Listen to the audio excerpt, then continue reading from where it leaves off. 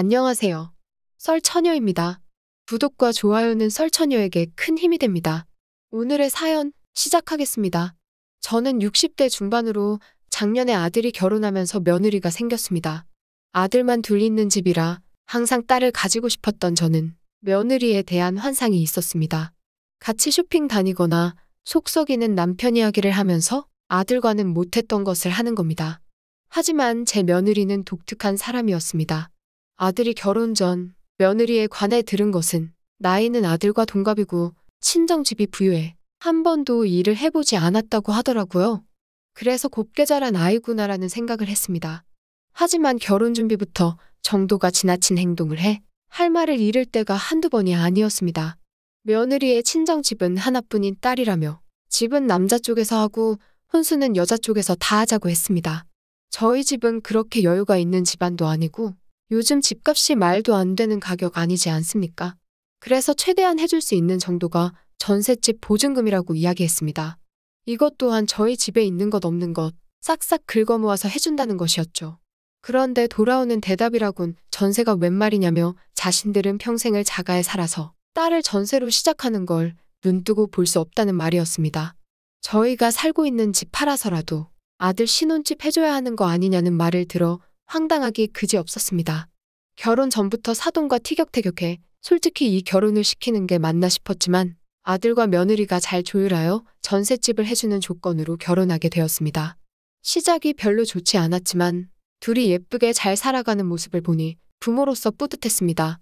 결혼 후 아들의 생일이 다가왔고 주말에 같이 저녁 식사하면 좋을 것 같아 며느리에게 혹시 시간이 되면 같이 요리를 도와줄 수 있냐고 물었습니다. 며느리는 바뀌라며 황급히 전화를 끊었습니다. 그렇게 이틀이 지난 뒤 주말 오후 저는 아들 생일상 준비를 하고 있을 때였습니다. 갑자기 초인종이 울려 나가보니 처음 보는 중년의 여성분이 계셨습니다.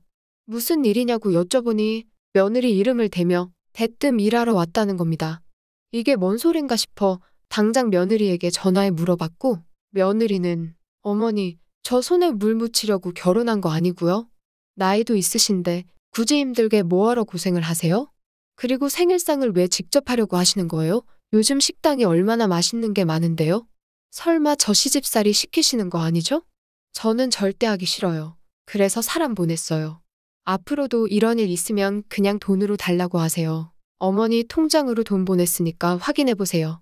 결론은 요리하는 것도 싫고 자기에게 시키지 말라면서 돈으로 대신한다며 사람을 고용해서 보냈다고 하는 겁니다. 며느리에게 강제적으로 요구한 것도 아니고 단지 결혼한 아들의 첫 생일에 손수 음식을 해주고 싶었던 마음뿐이었습니다. 그냥 보조 정도 가능하냐고 말한 건데 며느리가 오해한 건가 싶기도 했지만 본인 혼자 할 말만 하고 도와주기 싫다며 사람을 고용한 며느리의 행동에 말문이 막혔습니다. 생판 모르는 사람과 함께 요리를 한다는 자체가 불편해서 도우미분은 돌려보냈습니다. 정신없이 음식 준비를 하였고 약속 시간이 되었는데 아들이 혼자 오는 것 아니겠어요? 저는 아들에게 왜 너 혼자야? 새아가는 같이 안 왔니? 무슨 일 있어? 물었고 아들은 어제 불금이어서 친구들이랑 놀더니만 피곤했는지 낮잠 자다가 좀 늦게 오겠대 라고 하더라고요. 요즘 애들이라지만 아들 생일 겸 시댁에 오기로 약속했는데 낮잠 자다 늦게 온다니 생각하면 할수록 기분이 좋지 않았습니다. 잠시 뒤에 온다던 며느리는 2시간이 지나도 오지 않았고 시계를 보니 밤 10시가 다 되어 가더라고요. 며느리에게 연락을 했지만 받지 않아 먼저 식사를 하기로 했습니다. 아들은 미안해 어찌할 바 몰라 했고 저는 생일이니 얼굴 붉히고 싶지 않아 실은 내색하지 않았습니다. 밥을 반쯤 먹을 때 며느리가 왔습니다. 뻔히 기다리고 있는 걸 알았을 며느리는 머리부터 발끝까지 완벽하게 풀 메이크업을 하고 왔더라고요. 결혼한 지도 얼마 되지도 않았고 괜히 좋은 날 큰 소리 내기 싫어 마음을 가다듬고 식사를 이어나갔습니다. 며느리는 우리가 식사하는 걸 보더니 입이 삐쭉 나와 전 밥 생각 없어요. 안 먹을래요. 하더니 소파에 앉아서 핸드폰만 보고 있는 것입니다. 누가 봐도 화난 사람처럼 말이죠. 식사 시간 내내 신경이 쓰였고 아들도 중간에서 불편했는지 며느리에게 잠깐 방으로 가자고 하더군요. 방 안에 아들과 며느리의 대화는 거실까지 들리기 시작했습니다. 내용을 들어보니 며느리는 본인이 없는데 밥을 먼저 먹냐며 식사의 자리 없다고 우리 가족을 욕하는 내용이었습니다. 아들은 어이가 없었는지 늦은 사람은 넌데 왜 미안한 기색이 없냐 했고 부부가 다툼하는데 제가 끼어들면 더 큰 싸움이 날 것 같아 거실에서 숨죽여 기다렸습니다. 잠시 후 아이들은 거실로 나와 그만 가보겠다고 했습니다. 케이크에 초도 켜보지 못하고 허겁지겁 나가는 모습에 마음이 좋지 않았죠. 정리를 하고 침대에 누우니 12시가 넘었지만 잠이 오지 않았습니다. 급하게 가느라 기껏 만들었던 반찬들도 싸주지도 못해 다음 날 아침에 연락했습니다. 전화를 받은 아들의 목소리는 좋지 않았습니다. 반찬 가져다 주겠다 말하니 며느리가 집에 없다고 본인이 오겠다고 하더군요. 아침부터 집에 없는 며느리가 궁금하여 어디 갔냐고 물어보았고 어제 삐져서 새벽에 친정으로 갔다 하더라고요.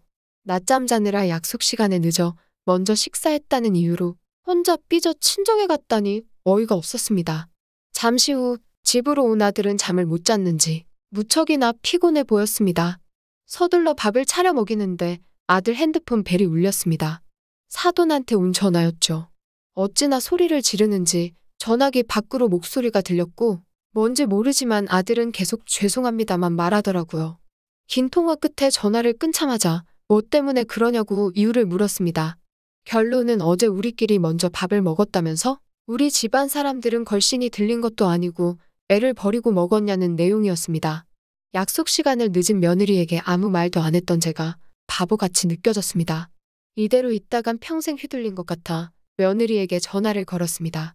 지금 뭐 잘했다고 친정에 쪼르르 가서 상황도 제대로 설명 안 하고 너 입장만 말하니? 뭐 하는 짓이야? 어제 우리가 먼저 먹은 이유를 모르니? 약속 시간 기다리다 10시 다 돼서 밥 먹은 거고 너 기분 나쁜 티 내서 급하게 갔잖아. 그래도 나 아무 말 안 했다. 적반하장도 유분수지 잘못 하나 없는 내 아들이 장모한테 왜 그런 말을 들어야 하니? 말했습니다. 며느리는 아무 말도 없었고 전화기를 뺏는 소리가 났습니다. 전화 뺏은 사람은 사돈이었고 사돈은 오히려 저에게 버럭하면서 해준 것도 없으면서 뭘 잘했다고 우리 딸한테 시어머님 노릇하는 거예요? 하며 소리치는 것 아닌가요? 자신의 딸이 어제 한 행동은 제대로 알고 하는 건가 싶었습니다. 그러면서 생일이 뭐 그렇게 중요하냐고 편히 쉬고 있는 애를 불러 밥을 먹이냐는 겁니다. 아들 생일상 차려주고 싶은 제 마음을 이해 못하는 게 너무 속상했습니다. 더 이상 사돈과는 말이 안 통해 전화를 끊었죠. 옆에 있던 아들도 화가 났는지 저에게 죄송하다 말한 뒤 서둘러 집을 나갔습니다. 그렇게 2달의 시간이 지났습니다. 며느리 생일이 다가왔죠. 생일상을 차려주려고 생각했었지만 전에 했던 생일이 뭐 중요하냐는 사돈 말대로 그냥 지나가기로 했습니다. 저녁 9시쯤 갑자기 초인종이 울려 문을 열었더니 며느리와 옆에는 사돈도 같이 서 있는 게 아니겠어요? 며느리는 울먹이는 상태였고 사돈은 저에게 손가락질을 하면서 대뜸 사돈, 지금 뭐 하자는 겁니까? 하더군요. 갑자기 연락도 없이 밤에 찾아와 의아했지만 우선 집에 들어와 이야기하자 했습니다. 들어오자마자 사돈, 이건 아니죠. 아무리 우리 딸을 싫어해도 그렇지. 생일을 챙기지 않는 건 너무한 거 아닙니까? 하는 거죠. 그 말을 들으니 저는 지금 그 말 하려고 이 늦은 시간에 연락도 없이 사돈 댁에 오셨어요? 그리고 그때 저한테 말씀하셨잖아요. 생일이 뭐 그렇게 중요하다고 자고 있는 애를 깨우냐고 하지 않으셨어요? 라고 말했습니다. 제 말을 들은 사돈은 여기서 그날 일이 왜 나옵니까? 그리고 우리 딸이 이런 대우를 받으라고 결혼시킨 줄 아세요? 이래서 집안끼리 수준이 맞아야 하는 거라니깐. 엄마가 이래서 집안 보고 결혼하라 했지. 며느리를 보며 말하는 겁니다. 듣고 있던 저는 어이가 없었습니다. 참을 만큼 참았기에 이보세요 사돈, 지금 집안 수준이라고 하셨습니까? 그동안 내가 입이 없어 말 한마디 안 한 줄 아세요? 우린 뭐 이딴 며느리 마음에 들은 줄 알고 있어요? 아들이 뭐에 씌었는지 저딴 개차반 같은 것을 데려와가지고 우리가 얼마나 속상했는 줄 아세요? 돈만 있음 다인 줄 아나 정신머리가 저 따위니깐 사돈 어려운 줄 모르고 밤늦게 찾아와 이딴 개소리나 하고 있지. 어미가 저 모양이니 딸년 교육을 제대로 시키기나 했겠어? 나이값 못하고 엄마한테 일러대는 딸이나 지 딸만 소중한 줄 알고 감사도는 어미나 길 가는 사람 붙잡고 물어봐. 니들 정신머리가 제대로인 사람들인지 다시는 볼 일 없을 테니깐 썩 꺼져 이것들아. 소리치며 신발을 문 밖으로 내던졌습니다. 며느리와 사돈은 궁시렁거리며 밖으로 뛰쳐나갔습니다. 저는 아들에게 전화해 있었던 일을 모두 이야기해 주었습니다. 수화기 너머로 울먹이는 아들 목소리가 들렸습니다. 아들 말에 따르면 결혼 후 며느리는 일거수일투족 장모에게 말해 장모는 모든 일에 참견을 해왔다고 하더라고요. 그로 인한 아들은 스트레스가 극심하여 정신과 약을 처방해 먹어왔고 저에게 미안하여 그동안 꾹 참고 있었지만 참는 한계치가 극에 달했다고 했습니다. 더 이상 며느리와 함께 살기 힘들 것 같다 하더군요. 결국 아들은 며느리와 이혼 절차를 밟았고 처음부터 삐걱대는 결혼은 하지 않는 게 낫다는 걸 깨달았습니다. 그나마 둘 사이에 아이라도 없는 것이 불행 중 다행이라는 생각이 듭니다. 돈만 많으면 뭐합니까? 인성이 그 모양인데 제 말이 정답은 아니겠지만 결혼 승낙 전 조금이라도 문제가 있다면 최대한 해결하고 결혼을 진행해도 늦지 않습니다. 며칠 전 아들이 팀원들과 회식차 클럽을 다녀왔는데 전 며느리가 술이 떡이 되어 망나니처럼 놀고 있다고 들었습니다. 다시 한번 우리는 다행이라고 생각하며 잘 지내고 있습니다. 오늘의 사연은 여기까지입니다.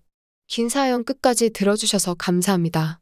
구독과 좋아요는 설처녀에게 큰 힘이 됩니다.